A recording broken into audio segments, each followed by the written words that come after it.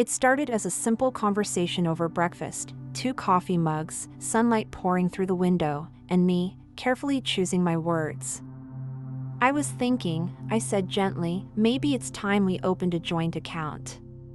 You know, for the house, for planning ahead."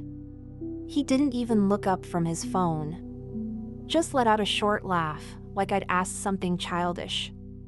"You're cute," he said, sipping his coffee. "Let's not complicate things." I blinked, unsure if he was serious. But the way he scrolled past my face said everything. I'd spent the last 2 years sharing my time, my space, my care. And in 1 second, he reminded me that the future we were building lived entirely in my imagination. It wasn't about the money. It was about what money meant. Trust. Partnership. Belonging. I stirred my coffee and smiled politely, hiding the sting. But inside, I felt something freeze. It wasn't rage. It was recognition. A quiet realization that I had built a life with. Someone who wanted my affection, my body, my loyalty, but not my name beside his on anything that mattered. And the worst part?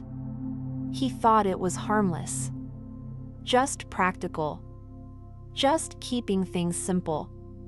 But simple, I was learning, often, meant one-sided. And that morning, as he scrolled through his day, I quietly began rearranging mine, not out of spite, but out of self-respect he never even realized I had. After that moment, something subtle in me changed. Not loud. Not visible. But real. I stopped asking about the future, about our plans, about what we were doing next. Because the truth was, there had never really been a we. There was only what he needed and what I was expected to give. I paid half the bills, bought the groceries, drove him to the airport when he traveled. I celebrated his wins like they were mine, but when I brought up anything with structure, wills, savings, shared investments, he'd wave it off like I was being dramatic. "We're not married," he once joked. "You trying to lock me down already?"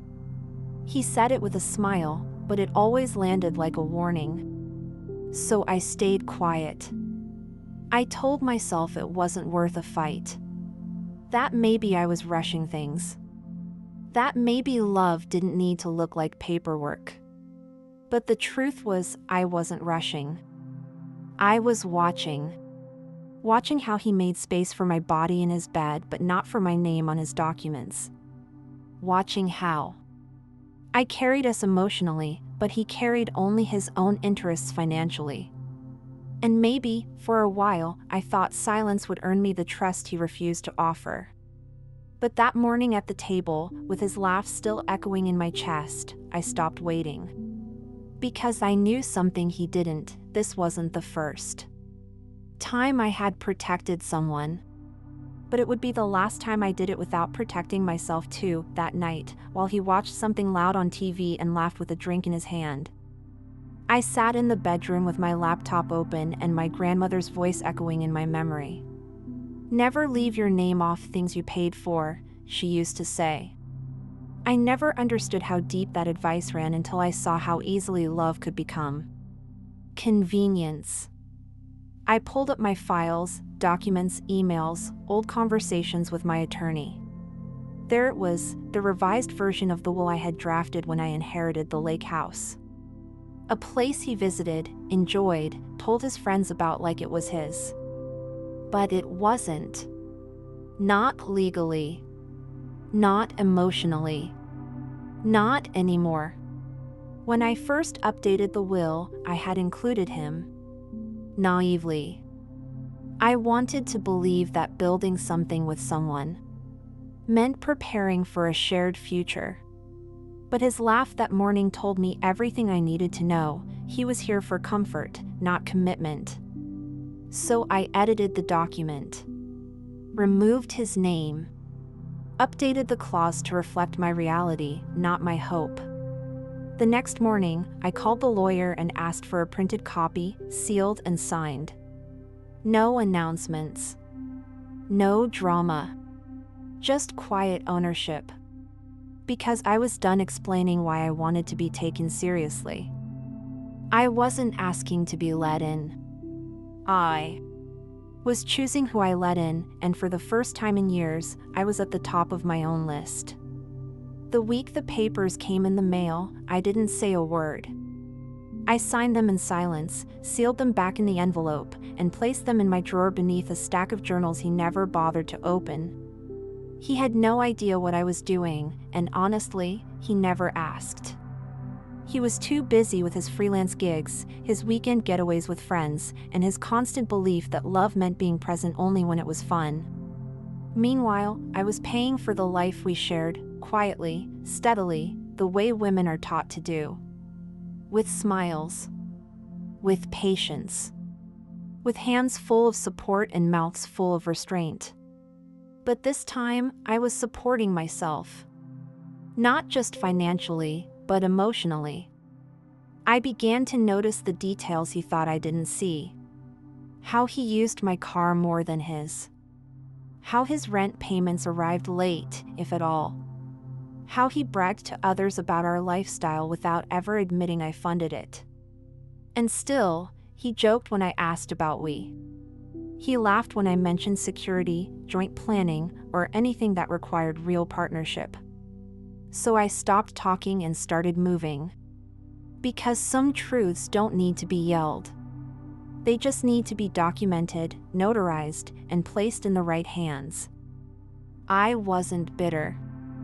I wasn't plotting revenge. I was building a line he wouldn't know existed until someone else read it out loud. We still looked like a couple on the outside. Dinner dates, tagged photos, weekend brunches. To everyone else, we seemed functional, maybe even happy. But I had stopped investing in the illusion. I let him talk. Let him make jokes about her. Being the planner and me just showing up, as if it were all charming. I let him play the role of relaxed partner while I did the work of building a life that held us both. And when friends asked when we'd move forward, buy property, start something official, he'd shrug and say, "We're not really into that legal stuff." I used to laugh along. Not anymore. Now, I just nodded and let the question hang in the air like an answer in itself. There's a kind of pain that comes from realizing you've been loving someone in ways they were never willing to return. But there's also a kind of freedom in finally seeing it clearly. I no longer fantasized about shared bank accounts, vacations booked in 2 names, or ours written on titles. I had my own name. And I was learning how powerful that really was. So while he lived in comfort I created, I planned an exit I never needed his permission for. Not out of anger, but out of truth. I didn't need him to change anymore. I needed me to stop shrinking into the version of myself that waited. And I had, quietly, intentionally, and in writing. The last time I brought up the topic of us, I asked him what he saw in 5 years. He was lying on the couch, half listening, half scrolling, and said, "Hopefully retired, living off your smart decisions." He laughed like it was a compliment. I just smiled. Not because I found it funny, but because I had already decided it would be the last time I asked. That night, as he fell asleep with the TV still playing, I walked into the office and pulled out the envelope from my drawer. I checked the signatures, the dates, the clause that mattered most. In the event of a passing, all assets, including the lake house and financial accounts listed in Exhibit B, are to be transferred solely to the beneficiary listed herein.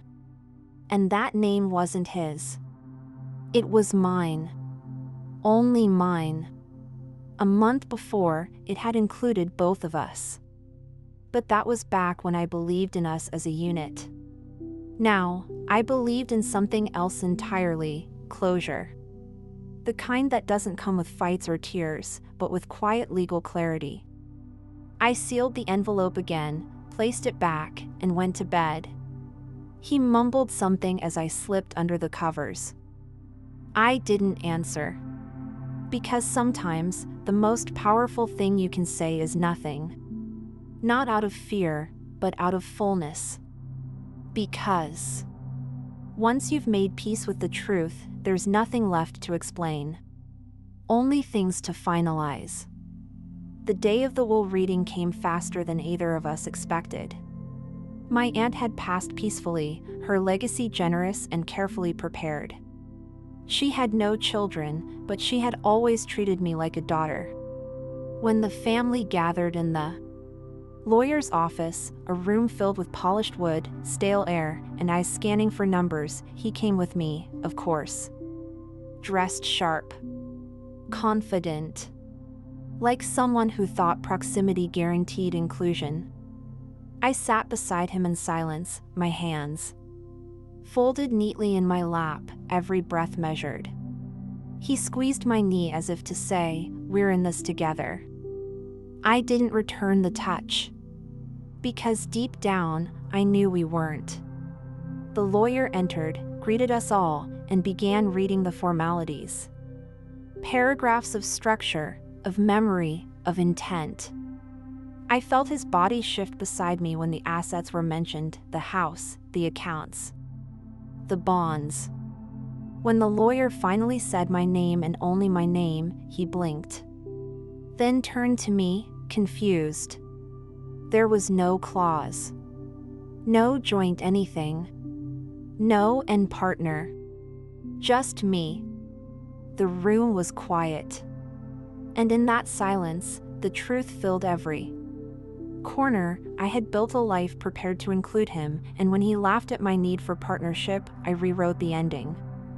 Not to punish, but to protect. Not to exclude, but to remember who was there when I needed to be taken seriously, and he chose to make a joke that he shifted in his seat like he hadn't heard it right. "Wait," he whispered, leaning closer. "It's just you?" I didn't answer. I kept my eyes on the lawyer, who continued reading as if nothing unusual had happened. But I could feel the heat building in his body, the confusion, the disbelief, the silent panic of someone who had mistaken comfort for security. He leaned back slowly, forcing a smile, the kind that tries to mask embarrassment. I watched his hands clench under the table, his fingers twitching. He didn't speak out loud. Of course not. That would have meant acknowledging what everyone else in the room had just learned: I was the sole inheritor. Not because I manipulated, not because I demanded, but because someone who truly saw me had chosen to leave her legacy in the hands of someone who understood responsibility. The same responsibility he used to joke about. The same word he dodged when I mentioned shared goals or planning ahead. I wasn't gloating. I wasn't smug. I just sat there, calm, still, unshaken. Because I hadn't changed anything to spite him. I had simply aligned the paperwork with the reality he had been too careless to notice. And now, as his world adjusted to that single truth, that he had laughed off something I took seriously, he finally realized the cost of that laugh. Not just in dollars, but in dignity. And the worst part? There was no one else to blame for it but himself. When the reading ended, people offered polite hugs and shallow condolences. Some congratulated me with masked envy. He stood quietly beside me, like a shadow unsure where to settle. On the ride home, the silence between us was louder than any argument we'd ever had. He didn't ask questions, not about the will, not about why his name wasn't there. Because deep down, he already knew. He remembered that laugh. That dismissive smirk over toast and coffee. That moment he made me feel small for wanting to build something together.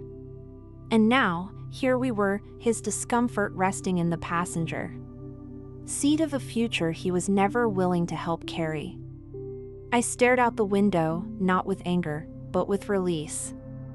The kind of release that comes when you no longer have to explain what you deserved.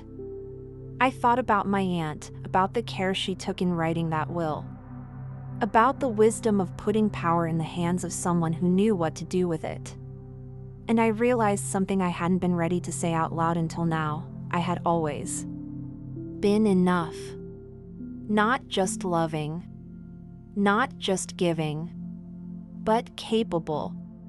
And the only person who ever questioned that was the one sitting beside me. Not because I lacked value, but because he had never learned how to recognize it unless his name was written on top of it. And now, for once, it wasn't. In the days that followed, he became quieter, more helpful, offering to cook dinner, asking if I needed help organizing things from the estate. He didn't mention the will. Not once.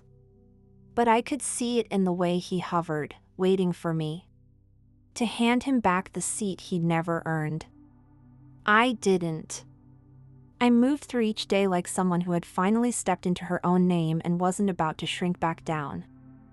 I made appointments, answered calls, met with financial advisors who looked me in the eye when they spoke.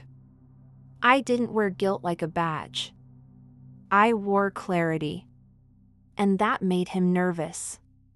Because when a woman stops needing approval to feel powerful, it changes the gravity of the room. He began to ask little questions.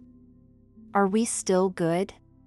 You still see us doing life together, right? I answered gently, but without commitment. I no longer felt the need to reassure him. Not because I was punishing him, but because I had finally started protecting me.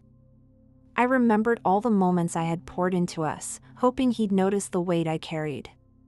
And now that the outcome was undeniable, now that my name stood alone on the document, he finally saw what I had known all along. I wasn't asking to be chosen. I had already chosen myself. And no signature could replace the steady decision of no longer explaining that to anyone. One night, he sat across from me at dinner, trying to recreate a version of us that had already expired. He lit candles, played our favorite playlist, ordered from the Thai place I used to love. But the food tasted different now, not because the recipe had changed, but because I had. He smiled across the table, trying to summon closeness, but I saw the uncertainty behind his eyes. I know I haven't always taken things seriously, he began, but I'm ready now. For all of it. Shared accounts, planning, long-term, whatever you want. And maybe once, that sentence would have melted me. Maybe I would have leaned in, grateful that he finally understood. But now? It felt like watching someone try to enter a door that was no longer there. I put down my fork, met his gaze, and said softly, "It's not that I don't believe you. It's that I no longer need to." His face fell, not in anger, but in quiet recognition. Because he knew. This wasn't about punishment or pride. It was about timing and truth. And how long I had waited for him to meet me at the level I had been operating from all along. When you have to carry a relationship while pretending it's being carried together, you eventually forget what it feels like to be held. I didn't want to rebuild us. I wanted to rebuild me. And that required a kind of solitude he wasn't ready to sit beside. The next morning, I packed a small bag and left him a note, not out of drama, but out of clarity. I didn't vanish. I didn't slam doors. I simply reclaimed my direction. I booked a few nights at a quiet inn near the coast, somewhere that smelled like salt and sounded like peace. I brought nothing fancy, just my journal, a sweater, and the documents I now fully owned, both legally and emotionally. I spent my first evening walking barefoot in the sand, letting the tide wash over the same feet that had once walked carefully around his ego. No more. I wasn't bitter. I wasn't grieving. I was just breathing. Deeply. Freely. I sat under a fading sky and reread the line in the wall that held only my name. Not as a trophy, not as revenge, but as proof that when you build your life with care and intention, even if no one notices, it leaves a trail. And eventually, that trail leads you back to yourself. He texted once. When are you coming home? I didn't reply. Not because I was punishing him, but because I finally understood that home was never about where I slept. It was about where I was heard, where I was trusted, where I didn't have to convince someone that I was worthy of being beside their name. And if he couldn't meet me there, then he had never really been mine to begin with. Back at the inn, I sat on the porch with a cup of tea, watching the ocean breathe. There was no need to rush. No one to report to. Just the quiet certainty that I had made the right decision, not just about the will, but about me. I opened my journal and wrote a sentence that had lived in my chest for years, waiting to be spoken. I'm no longer available for partial love. It wasn't a declaration. It was a release. A letting go of every version of myself that had waited to be chosen by someone who thought loyalty meant never asking for more. I thought of all the times I'd compromised, softened, explained. The way I'd twisted myself into someone easier to love, someone who didn't ask about paperwork or futures or joint accounts because she didn't want to ruin the vibe. But the truth is, love that fears structure is not love, it's convenience. And I had outgrown convenience. I wanted a partnership built on equity, not just affection. A future where someone didn't flinch at the idea of my name beside theirs, but expected it. I looked out at the horizon and realized I wasn't alone. I was just whole. Fully. Quietly. And maybe that's what power actually looks like, not in raised voices or slammed doors, but in sitting still and knowing you don't need anyone to believe in your worth for it to be real. The next day, I walked into a local antique bookstore, one of those quiet, dust-scented places where time seems to slow down. I wasn't looking for anything in particular, but a small leather-bound notebook caught my eye. The front cover was embossed with gold letters. That read, "What's yours will know your name." I ran my fingers over it, smiled, and bought it without thinking twice. That phrase stayed with me as I walked back through the sleepy town, tucked the notebook into my bag, and thought about all the things that had once felt out of reach: security, trust, partnership. None of those things were actually distant. I had just been standing next to someone who refused to name me in them. But this moment was mine. This chapter was mine. No shared accounts. No shared decisions.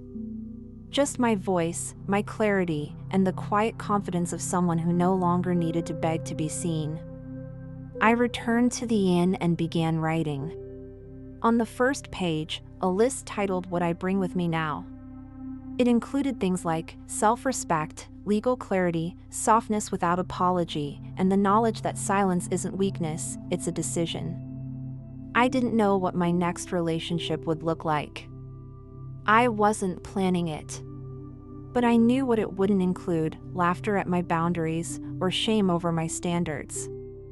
I had stopped asking for permission to be taken seriously.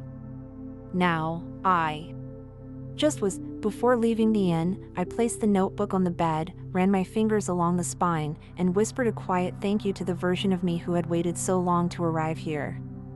I didn't need a ceremony. I didn't need an audience.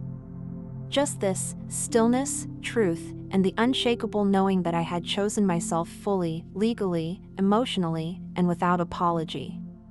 As I packed my bag, my phone buzzed. A message from him. Short. Simple. "So that's it?" I didn't respond. Not because I was angry, but because I didn't owe closure to someone who only listened after the papers were signed. I zipped My bag picked up the wool one last time and tucked it away, not as proof, but as memory. A symbol that I had been ready to build something shared, but found myself standing alone and stronger for it. When I walked out, I left the door unlocked behind me. Not for him, but for life. For whatever comes next. For a kind of love that doesn't laugh at structure, but holds space for it. For a partner who doesn't see joint accounts as control, but as commitment. And maybe most of all, for the woman I had become through it all. Because in the end, he heard the lawyer read my name. But I finally heard myself say, that's who it belongs to. That's who it's always belonged to. Me.